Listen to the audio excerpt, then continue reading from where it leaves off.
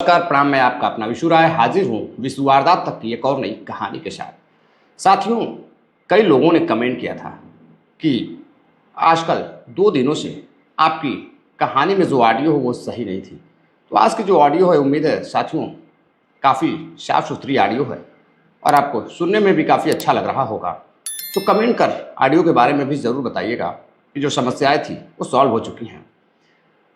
अक्सर कर अपराध की दुनिया में 99% केस अवैध संबंधों को लेकर देखे जाते हैं, नाजायज संबंधों को लेकर जाते हैं।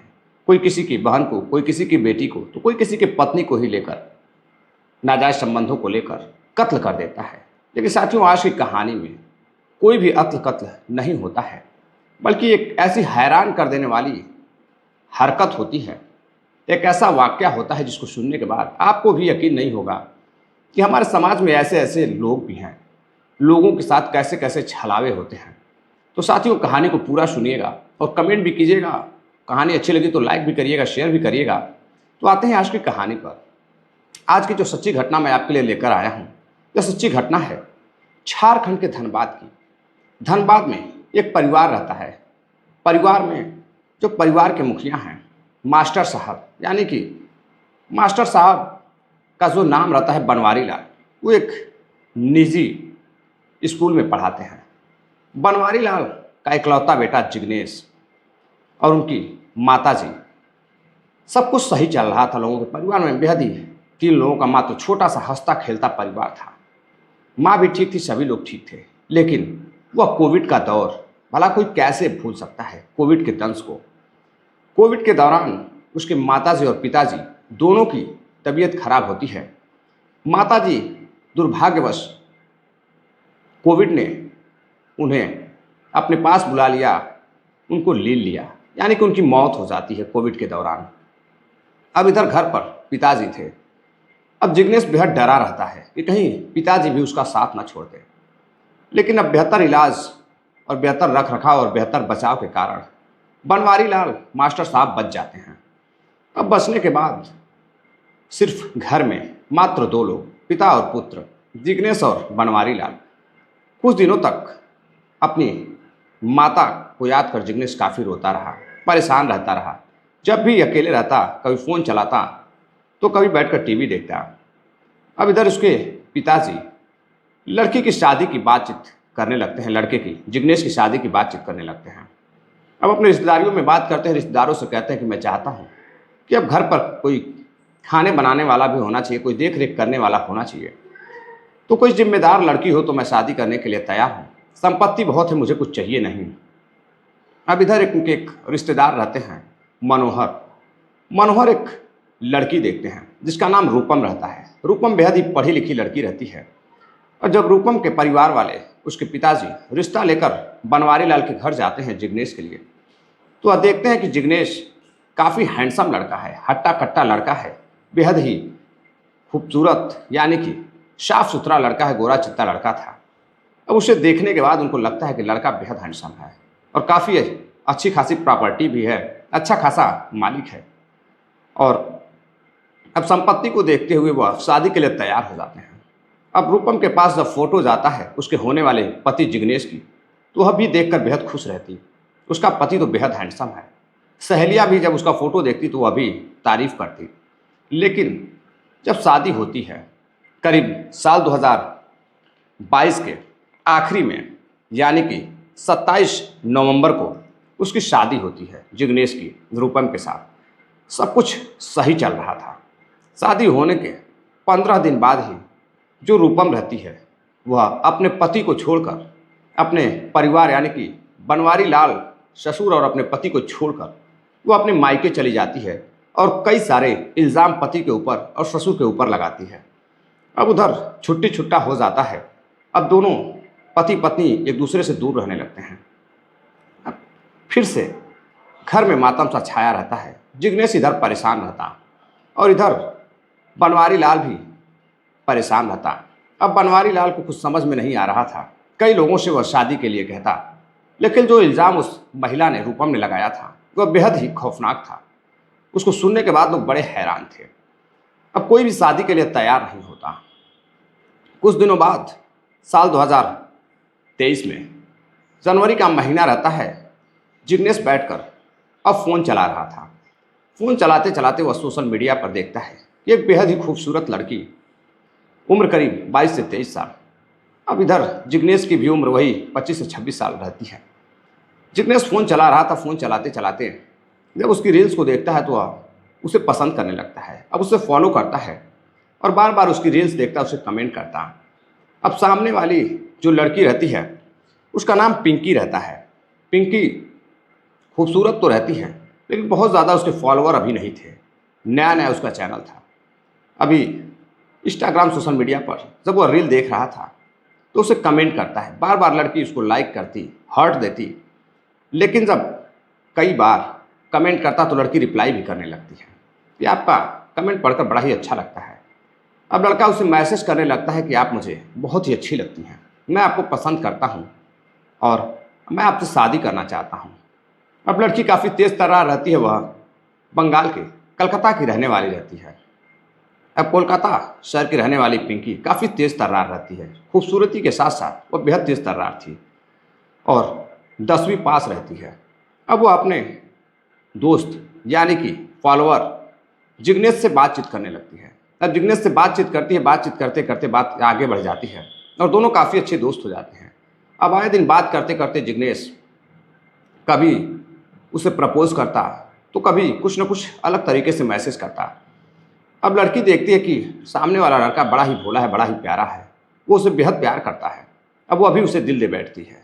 अब दोनों एक दूसरे को, पिंकी और जिग्नेश, बेहद मोहब्बत करने लगते हैं, दिलो जान से चाहने लगते हैं।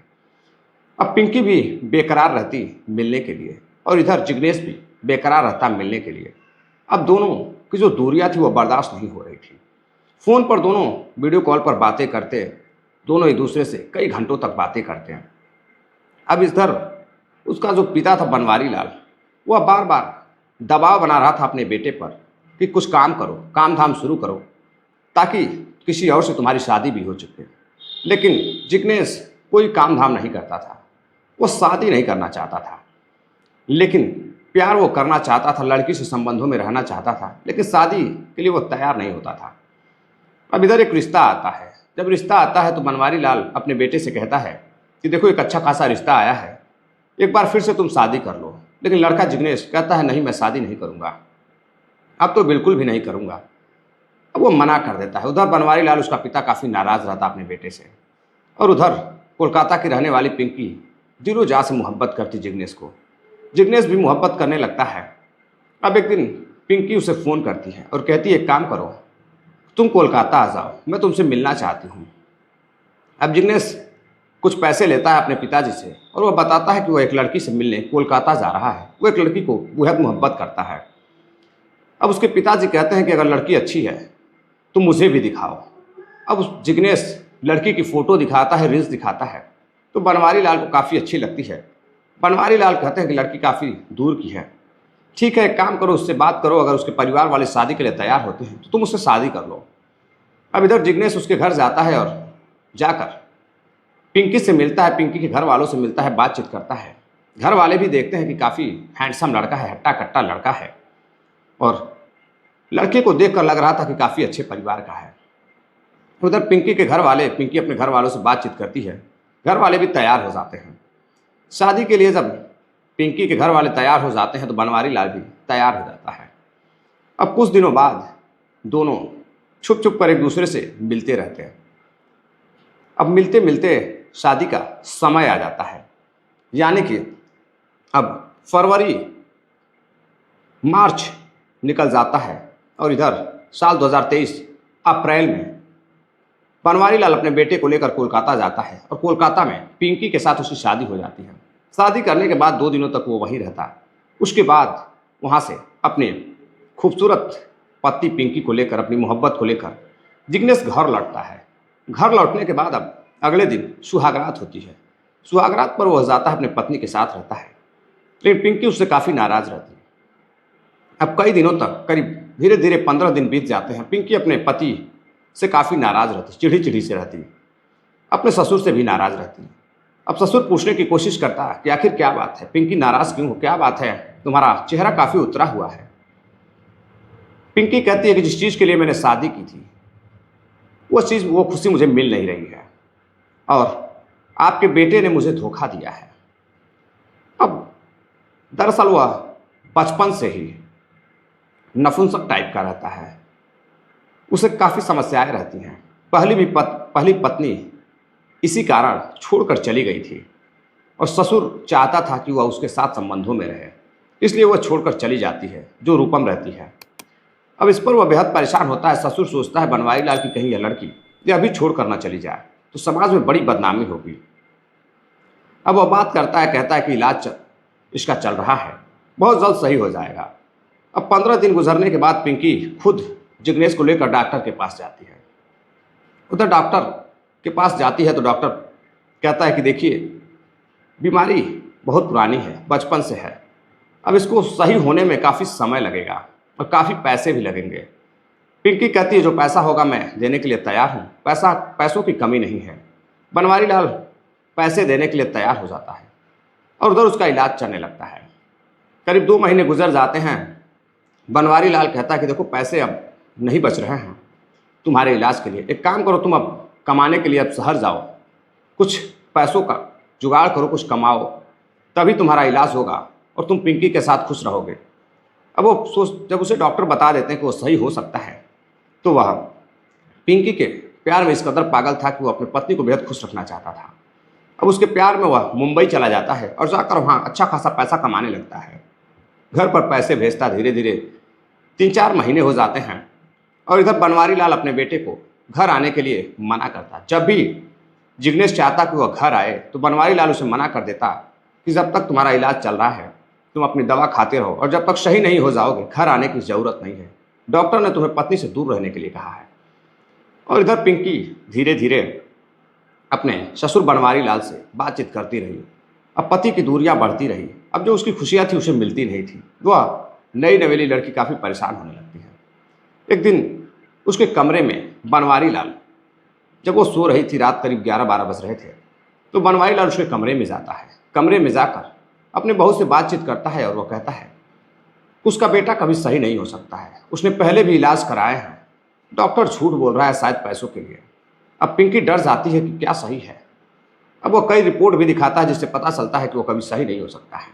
अब इधर बनवारी लाल पहली पत्नी के साथ तो जो उसने किया ही किया, अब पिंकी के पीछे पड़ जाता है और उसी रात पिंकी के साथ ज़बरदस्ती करने लगता है और वो कहता है कि वो सारी ज़मीन जायदाद उसके नाम कर देगा और जितने पैसे वगैरह हैं सब उसके नाम कर देगा और जो खुशियां हैं वो सारी खुशियां उसको देगा और किसी को पता भी नहीं चलेगा।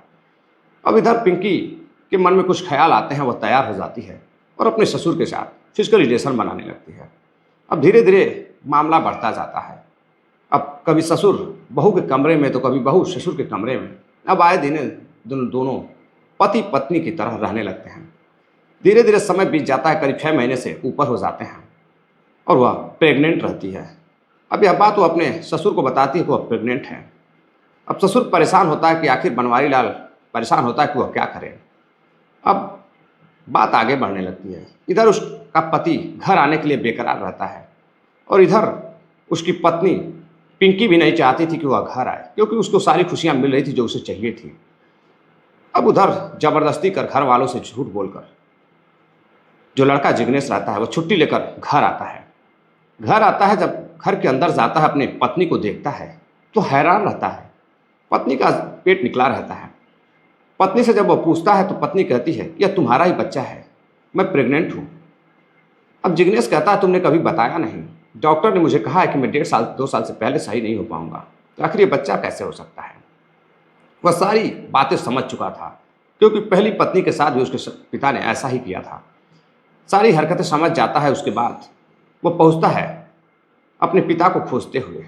जब उसके पिता से उसकी मुलाकात होती है, कहीं बाहर गए होते हैं, खोजता हुआ जब मिलता है तो अपने पिता को उल्टे सीधी बातें बोलता है, गालियां भी देता है और फिर घर लेकर जाता है। घर ले जाकर कहता है कि आखिर यह बच्चा किसका है। पिता हैरान रहता है और कहता है कि देखो, यह बच्चा मेरा ही है। जब तुम बच्चा पैदा नहीं कर सकते हो तो समाज क्या कहेगा, लोग क्या कहेंगे, इस वजह से कई लोगों को पता न चल जाए, इसलिए मैंने तुम्हारी पत्नी के साथ जो वह चाहती थी उसकी मर्ज़ी के मुताबिक मनमर्जी से मैंने काम किया। अब बेटा हैरान था, पत्नी मेरी है, प्यार मैं करता हूँ और जो मज़े हैं वो पिता ले रहा है। तो बेहद परेशान होता है, परेशान होकर अपने पत्नी से कहता है कि ठीक है तुम मेरे साथ मुंबई चलो। अब उधर पिंकी जाने के लिए तैयार नहीं रहती है। अब उधर ससुर भी अपनी बहू को छोड़ने के लिए तैयार नहीं रहता है। अब इसी बात पर अब वो पहुंचता है पुलिस स्टेशन। पुलिस स्टेशन जाने के बाद शिकायत दर्ज कराता है कि वह बाहर कमाने गया था, तो उसकी पत्नी पर उसके पिता ने अपना हक जता लिया है और उसका बच्चा होने वाला है। अब पुलिस जाती है, पंचायत होती है, बातचीत होती है। उधर पिंकी अपने ससुर को पति बताती है कि इनसे मेरी शादी हो चुकी है, मैंने मंदिर में शादी कर ली है और यह बच्चा इन्हीं का है। उधर ससुर पुलिस को देखते ही पिंकी को अपना पत्नी बनाने लगता है और जो लोग पंचायत में इकट्ठा थे वो सोच रहे थे कि कहाँ 55 साल का ससुर 22-24 साल की लड़की, दोगुने का अंतर है और दोनों एक दूसरे को पति पत्नी बता रहे हैं। अब संपत्ति के लालच में पिंकी अपने ही ससुर से, बनवारी लाल से शादी कर लेती है और उसके बच्चे की कुछ दिनों बाद माँ बन जाती है। और इधर जो लड़का रहता है जिग्नेश, वो अपने पिता को छोड़कर जब कुछ नहीं होता है तो पिता को छोड़कर फिर से मुंबई निकल जाता है, वहीं अपनी ज़िंदगी गुजारने लगता है।